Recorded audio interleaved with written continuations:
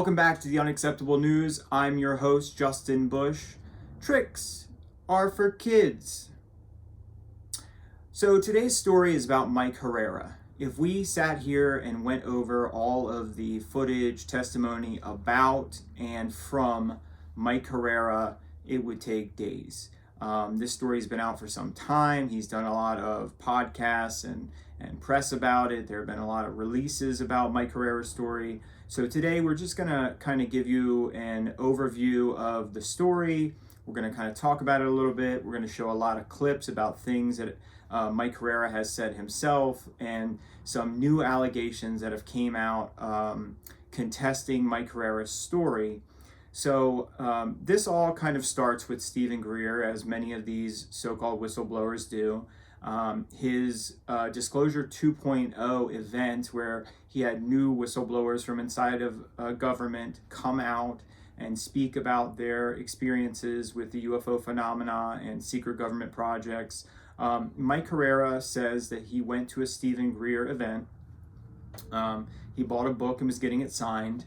He kind of leaned in and told Stephen Greer that he had some insider knowledge. Stephen Greer apparently at first didn't kind of pay attention to him at all, and then he said something, and I'm not sure exactly what it was, but he said something to Stephen Greer that made Stephen Greer kind of stand up, pull him to the side, give him a card, and tell him to contact him in the future. Now, everybody knows Stephen Greer. His infamy is with the CE5 protocols, a close encounter of the fifth kind, which is human-initiated contact with extraterrestrials.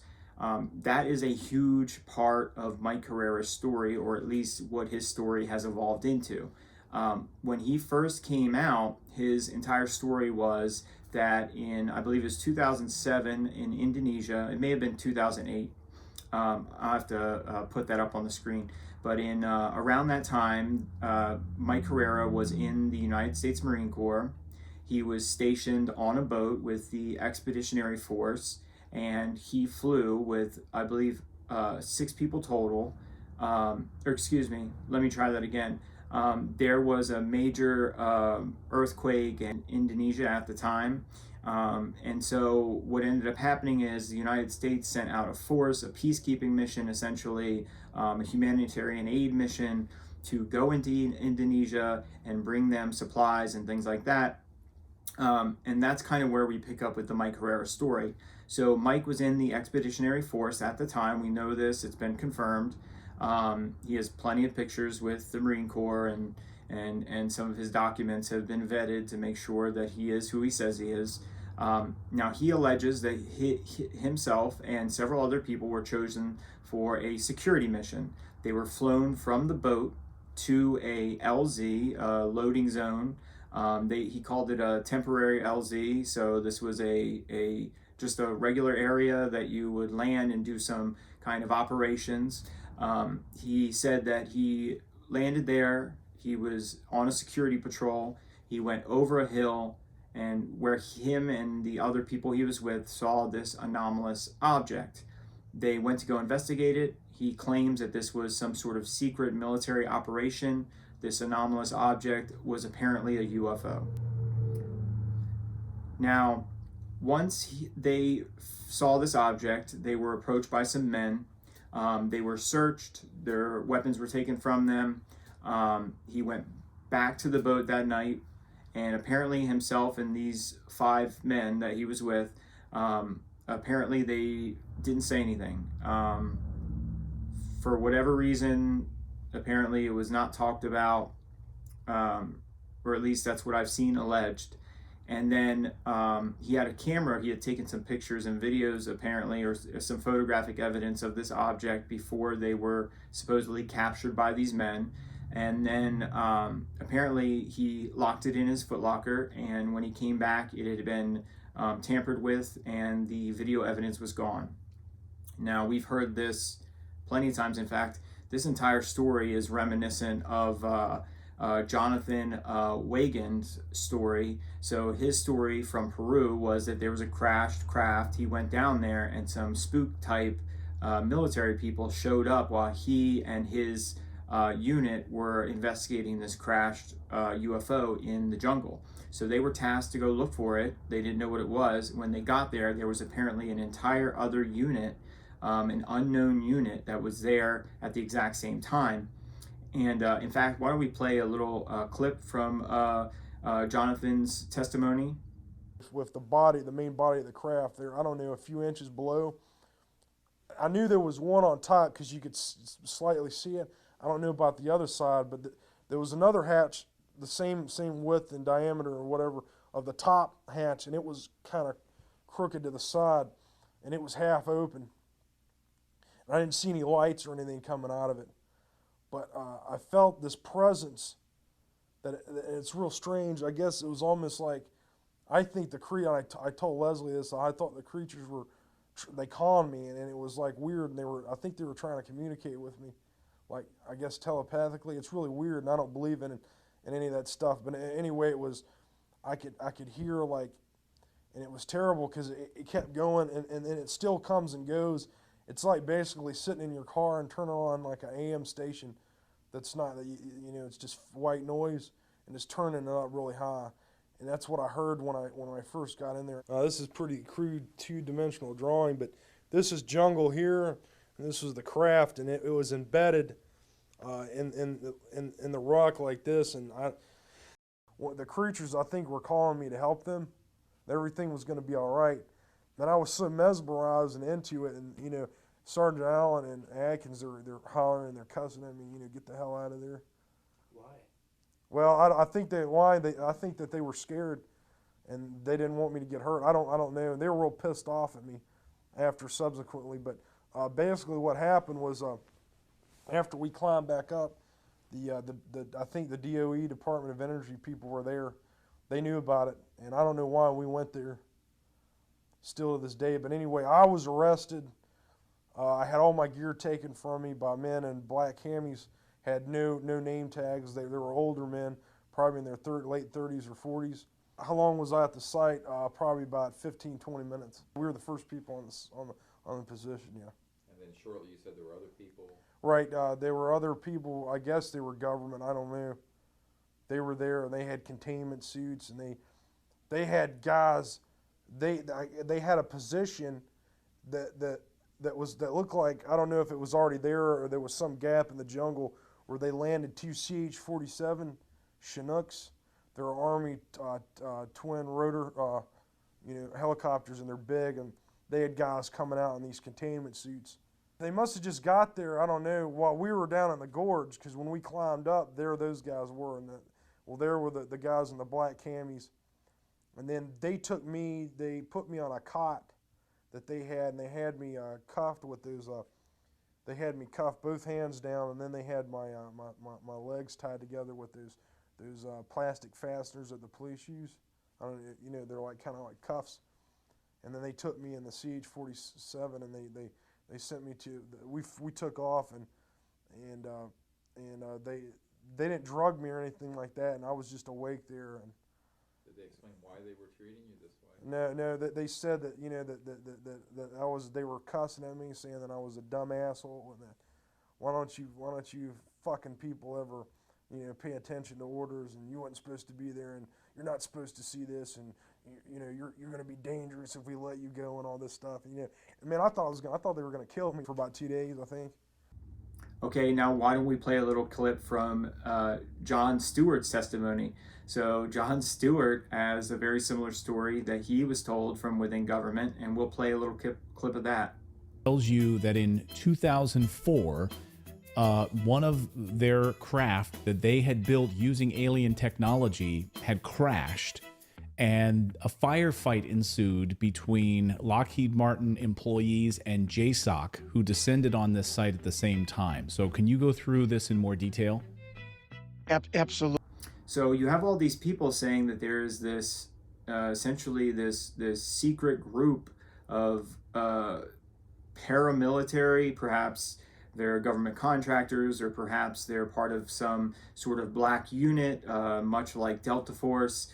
But either way, the amount of what you might call credible witnesses coming out about these secret government projects with UFOs is astonishing. I myself have had the same experience in 2018 where the craft that I witnessed was regular people. These were military people. These were people running around in the middle of the night using radios, communicating with each other. And I witnessed this craft. In fact, I'll show you a picture. That's not the craft I saw exactly, but it's the exact craft, if you know what I mean. I didn't take that picture. So, obviously these triangular craft are flying around. The report is from Mike Herrera that he saw this triangular craft. These people aggressed him and his team. They kind of subdued him. They searched him, and then these men left. And this craft lifted off and flew away at high speed.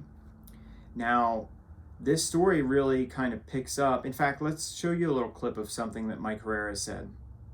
What I'm about to tell you hasn't been something that I've disclosed until recently in the help of Dr. Greer, among other people, so I appreciate your help with this. In 2009, my unit, which was most degraded infantry battalion in the entire Marine Corps, which was 2nd Battalion, 5th Marines, was called in to do humanitarian assistance operations out in the Philippines, which was Operation Quetzana, which we were attached to the 31st Marine Expeditionary Unit, which conducts maritime operations all throughout Southeast Asia, in conjunction with the 7th Naval Fleet, which houses one landing helo deck, or LHD, among LPDs, which is what I was on, called a USS Denver. Ironically, that's where I'm from, so kind of felt like home. Now, during that operation in Quetzana in the Philippines, they had actually heard that a tsunami and earthquake hit the western part of Sumatra, which is western Indonesia, Padang City more specifically.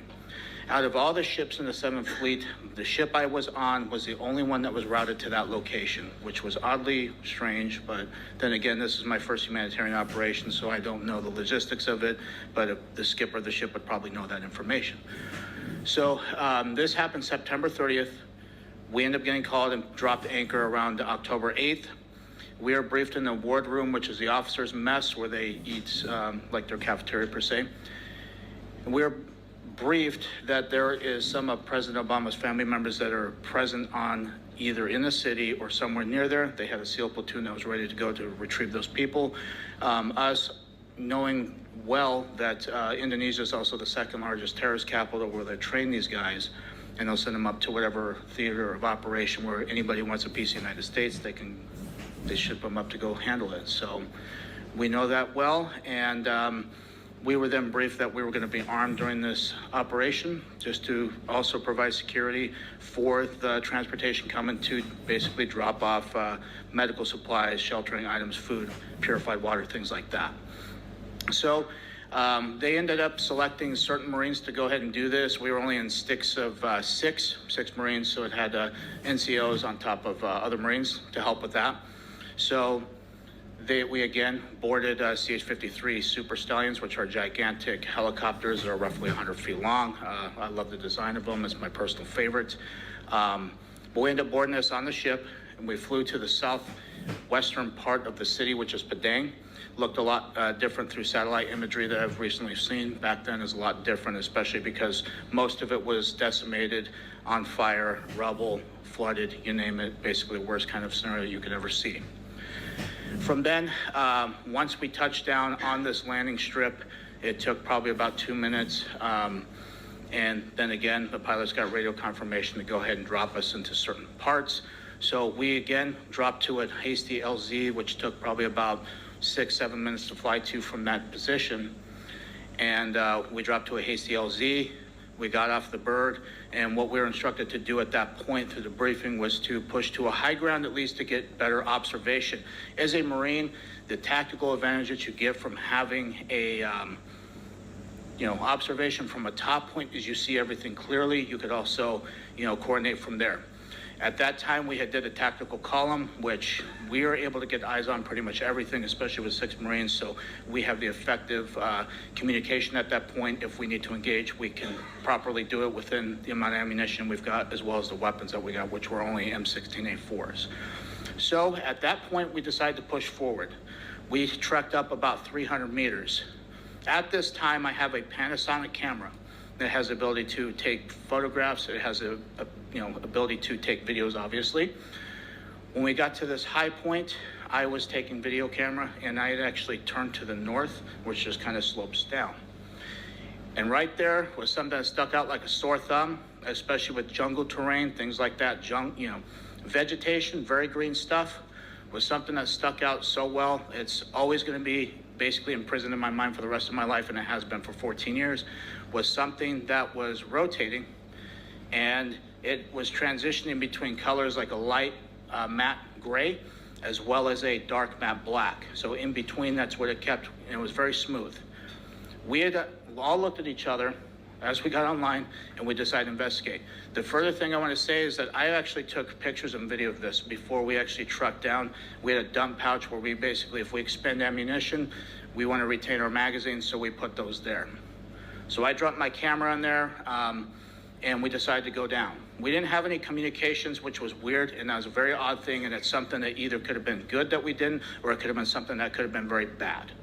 And it just however you want to look at that. Once we got down this slope, we were approximately 150 meters away from this craft. When we all got to the point where we could see it, just like behind here, again, Mr. Schratt, phenomenal job. You can see that the craft here actually was roughly about 300 feet. And the reason why I know this is because you could fit 3 of the helicopters that we flew in on underneath this craft. It was rotating a clockwise motion. The panels here that you see, the black ones, at least 3 of them, was like a Vanta black, very dark. I have no idea what that was. On the very top, there was like a pyramid structure that you could see the shadowing of it, which would elicit that was a pyramid structure. And it had an audible hum to it, kind of like a guitar amp if you were to unplug that, or like a transformer. It's very audible. If I was to hear that sound again, I could tell you, okay, it's probably this thing or something similar to that. It's very distinct. And the way that it was floating, which was about 10 or 15, 20 feet off the ground, it was kind of a very eerie thing to see because I've never seen anything like that in my life. When we got up to that point, we were then intercepted by a team of soldiers or rogue military force, if you will. The most concerning thing about this is they all had American dialects. They had American gear. They had OTVs, black. They had black camouflage. They had very similar setups to what we have, but more high speed, something what you would see special operation groups these days have. They had no insignias on. They had no ranks. They had nothing that would signify who they were. They had black ball caps. They had M4A4s that were equipped with ACOGs, which was a step up from what we were currently issued, as well as PEC-16 IR illumination devices that you use for night vision and night patrols, things like that. So we were engaged. We had 8 of them put the drop on us. You could audibly hear them blow the safety selectors off. They basically started screaming at us, telling us what we were doing. We were not allowed to be there. Who were we with? What were we doing there? Threatened that they could kill us right then and there. We could get lost in the jungle. They could throw us out of a helicopter if they needed to.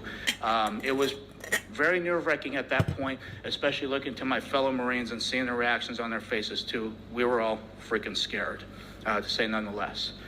So with that being said, each Marine was then patted down along with myself. We had our weapons taken from us. They were basically cleared in condition 4, which means they had no round chamber, no magazine in. They dumped our magazines out of our mag pouches as well onto the deck. And then again, because of Marine Corps order, how things are with that, we were told to keep our military ID in our left breast pocket. So they knew that. They asked for our military identification. We gave it to them, obviously, because they have guns in our face. So provided that to them. They had something that looked like modern day smartphones, but this is 2009, so it's not really as high tech compared to obviously today. So they took some pictures of our military ID, and then they had something that remind me of a BAT system, which is a biometrics tracking system that we would use. This is for insurgents or any things like that. It would take fingerprints, it would take retina scans, it would take pictures of them and document them. So if there was other militaries that were coming to relieve our post, they would actually have this information too to know who they are dealing with. That's what it reminded me of, and I had trouble scanning the IDs. As this is going on, we're going back between these guys as well as what's going on in the background. At that time, there was 4 of these trucks, which were F-350s. They were up armored. They were pretty beefy. They had weapon cases that I've seen before because of something that we've actually loaded weapons into. They had 2 of them that were in the back of each truck.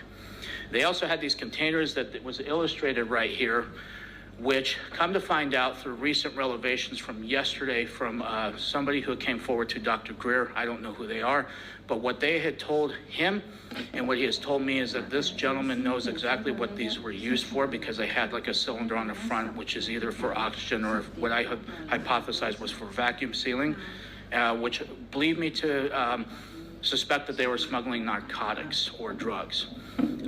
Come to find out it's more disturbing than that.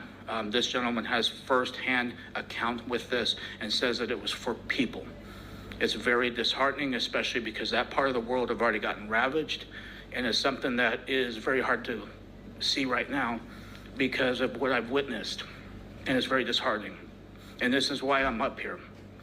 So they loaded these onto this platform that you can see right there, and as I got up there, like I said, I was going back and forth. These guys are still searching our stuff. They're still, pointing their weapons at us. And after the last 2 trucks that I saw that actually got onto that platform unloaded, they had 4 guys in each truck that would unload everything. However they did it, I can't tell you because, again, I was focused on this as well. And these trucks drove off. As that happened, this platform actually rose up off the ground itself.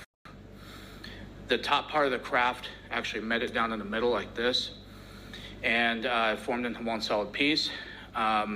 It floated right above the tree line. As soon as it was able to break that tree line, it actually had on the corners of each of these, which was an octagonal shape craft, by the way, on each corner it emanated a light.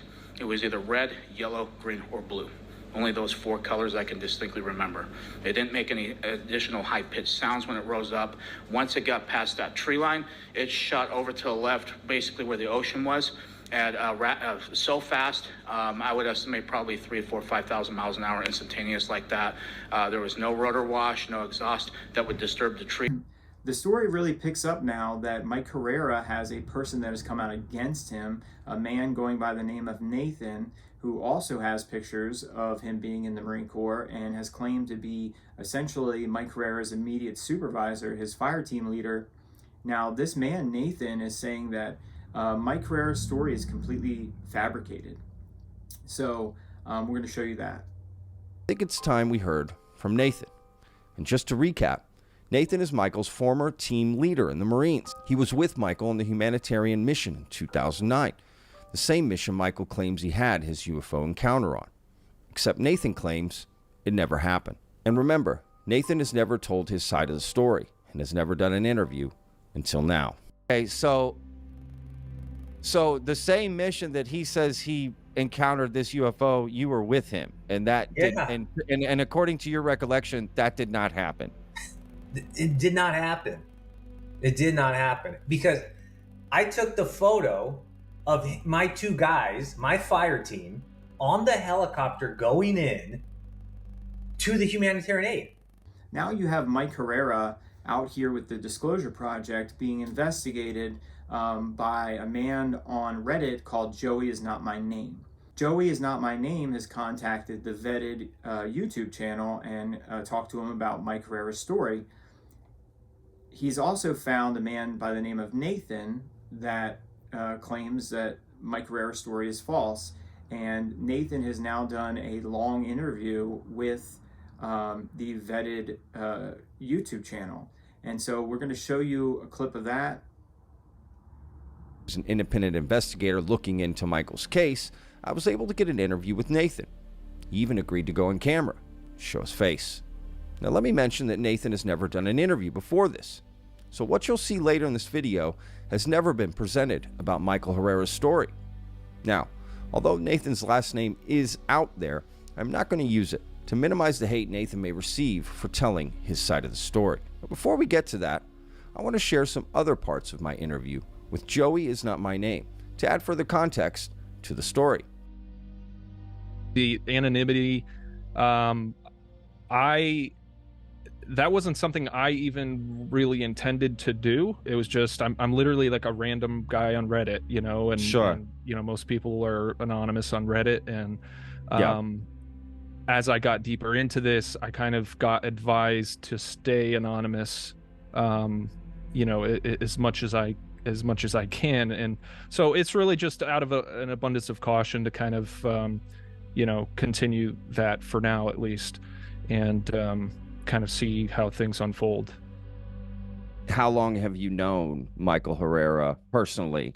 And then how long have you known about his story? Well, first it would be the story. So I don't know Michael. I don't live near him. I'm not affiliated or friends with him or anything like that. I first heard of his story when I came across the Daily Mail article that was published last year.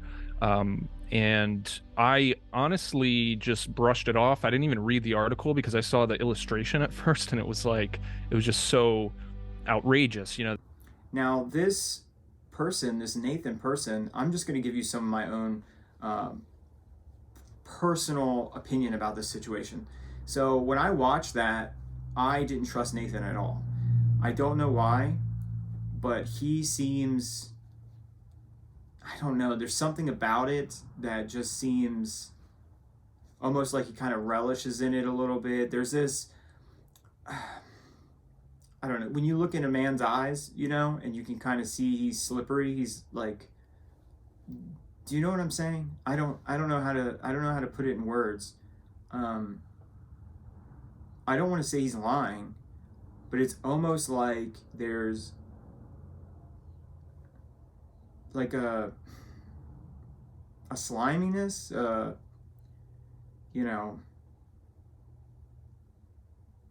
going to try again. So this man, Nathan, when I watched the interview, I didn't trust him at all. I don't know why. There's something about this interview that really bothered me. And I don't know Mike Herrera, and I don't necessarily believe his story either, but when you watch Mike Herrera talk, and you watch this Nathan's interview on Vetted, I honestly would trust Mike Herrera first. And perhaps Mike Herrera is a sociopath, and he is able to, lie without emotion and fabricate this, crazy story. But I want to show you one thing, though, that bothers me about Nathan's story. Nathan posted a picture of two people with a caption around the time that this whole thing happened. And that picture, he claims Mike Herrera was in the helicopter with him. Now, Mike Herrera is saying that's not him. And I have to agree. So let's take a close-up look at these pictures of Mike Herrera and this other person that's supposedly Mike Herrera. Now, the other thing about the Mike Herrera story is that now you have a person that's come out against him. Well, supposedly there are 5 more people that were there and involved with this so-called UFO situation. So where are those other people? In my opinion, if we're going to get to the bottom of the Mike Herrera story, it really lies with the testimony of the other so-called 5 individuals that were supposedly there when this situation happened. And just to kind of put a feather in the cap of this story, I am undecided at this point. I definitely am leaning more towards Mike Herrera's side of things. But we know now, in fact, I'll give you a clip from Cosmic Road. Herrera's service.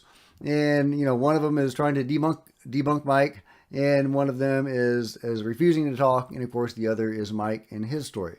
So yeah, is it a he said / he said situation? Well, no, not exactly. Because Joey is not my name has been able to independently confirm that Mike Herrera went to one of these black sites. And I'm not going to say where that site is, but, I talked to Joey and he showed me how he was able to verify this critical piece of information. And yeah, he was able to do it. Mike Herrera has been to one of these black sites. When I talked about the black site that he went to in the interview that I had with Mike, I asked him if it was a deep underground military base, and he said it was. So yeah, so Michael Herrera has been to a dumb. And, I can't say much more about it, but it has been confirmed that he's been there. So, and he was taken there by people who were moved or motivated by his testimony that he gave when Stephen Greer brought out several whistleblowers or witnesses and Mike Herrera was among them. And somebody heard him speak and say, "Hey, we've got to show you some stuff." And they did. And, you can listen to the interview that Mike did with me or others to see what that information is. Really juicy, amazing bombshell stuff. Now, we know from some of the investigation that Mike Herrera has been contacted and was taken to a deep underground military base after he came out with his testimony. So somebody came in, took him to one of these bases and supposedly debriefed him. And that information has been verified. So, you have Nathan saying none of this happened. If none of this happened, then why are people reaching out and debriefing Mike Herrera? It doesn't make any sense. Like, you just debrief a liar. So if somebody comes out and makes up an outlandish story, then you just give them more info. You just pick them up, you take them to a deep underground military base, and you give them more information, more access. That doesn't make sense at all. In my opinion, this entire story will hinge on whether or not anybody else comes out from this so-called unit that had this run-in and speaks on behalf of Mike Herrera. So far, I haven't seen anybody do that. So I think this entire case is in limbo. Now, we have to thank Sean Ryan and his show for some of the clips, Vetted, as well as Cosmic Road. We really appreciate the information that they've been able to garner about these cases. And anyway, I mean, it's really up to you. Do you think this is a legitimate case with a legitimate insider, or do you think this entire thing is fabricated? Is it disinformation? Is it meant to confuse the public, or is this a real UFO situation by a real active military member? If you'd like to support our channel, go to the description or in the pinned comment down below. That's the Unacceptable News. Don't like, don't subscribe, just run.